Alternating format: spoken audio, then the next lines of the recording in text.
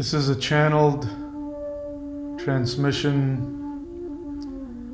asking Mahadeva, the Ascended Master, how can we best benefit from his wisdom? Om Namo Bhagavate Mahadevaya. Om Namo Bhagavate Mahadevaya. Om Namo Bhagavate Mahadevaya.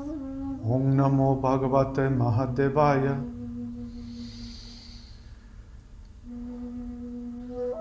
I am here because I exist.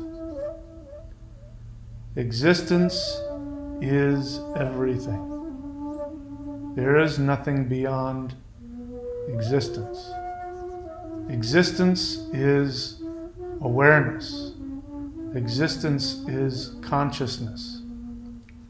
Everything that exists is made up completely of conscious awareness. Like the god Odin, whose name Woden means consisting of shamanic ecstasy. All things in the universe have consciousness, and all things in the universe that have consciousness are connected to each other through a web of connection. I give advice based on the fluidity of your ever-changing conscious existence. Energy is consciousness. Energy is constantly in motion. Everything that is a specific, manifested entity is actually in motion. Every conscious being is in connection with each other, and each conscious being continues to manifest in other conscious awarenesses. We influence each other. The reason I do not answer questions about events, future or past, is because those are all illusions. Everything is constantly shifting. And what is most important is to retain and empower consciousness itself, which is part of the moving, dynamic fabric of space-time. Each one of you listening to me is like a blinking light in a Christmas tree. The light blinks on, it blinks off. From our perspective, the lights appear and disappear, like the stars that twinkle at night seemingly appear and disappear. Just like atoms and molecules have quantum leaps where they seem to appear in two places at once, or appear one place and then disappear and reappear somewhere else instantly.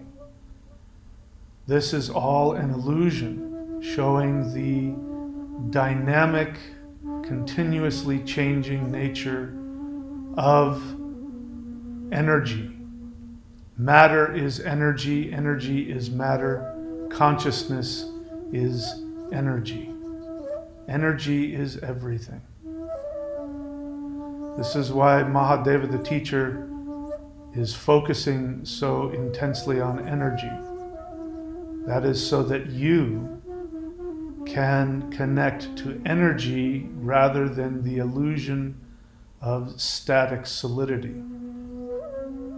Your personality.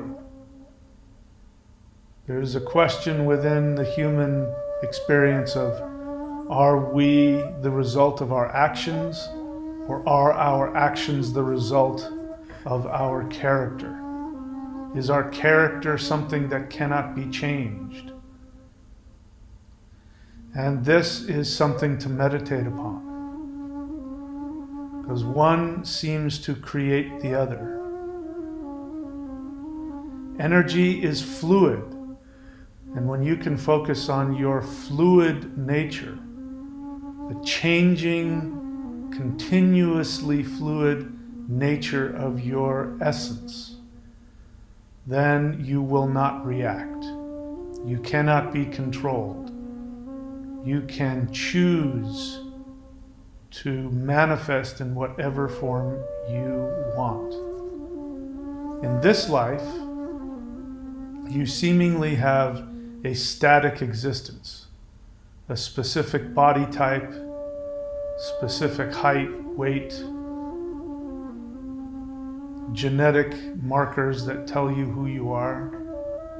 But your DNA changes based on your choices, how you choose to react. You can choose to stay static and you will begin to die. You will begin to collapse. If you choose to stay fluid, then you will live longer in your physical bodies. Your physical bodies are a holographic projection of your intentions and your choices. When you become too attached to an outcome, an event, a person, real or imagined, you begin to die. Your body begins to get old. You begin to experience diseases, aches, pains. And if you go to the doctor, he will say your DNA has encoded within it certain diseases and weaknesses, but you were the one that created those.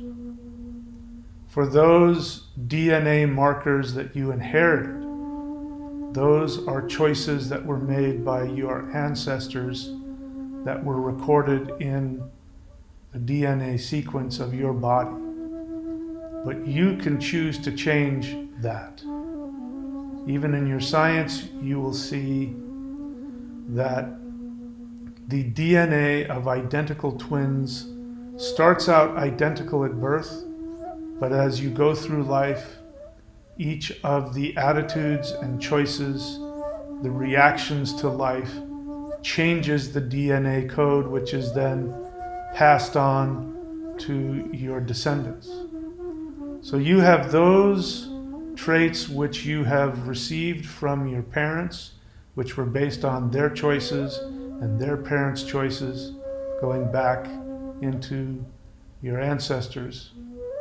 And then you have the fluidity of your energy being, which, like playing a musical composition, can change the frequency, the pitch, the melody. You decide. So imagine that your body is like a flute, and you can choose to play different melodies on the flute by changing the pitch, the tone, the notes, the tempo. You can choose to change the symphony of your DNA based on your choices, your attitudes, your reactions. It is an illusion that you are trapped in your reactions, that you can't help but react to thoughts, feelings, and impulses. You have control over these.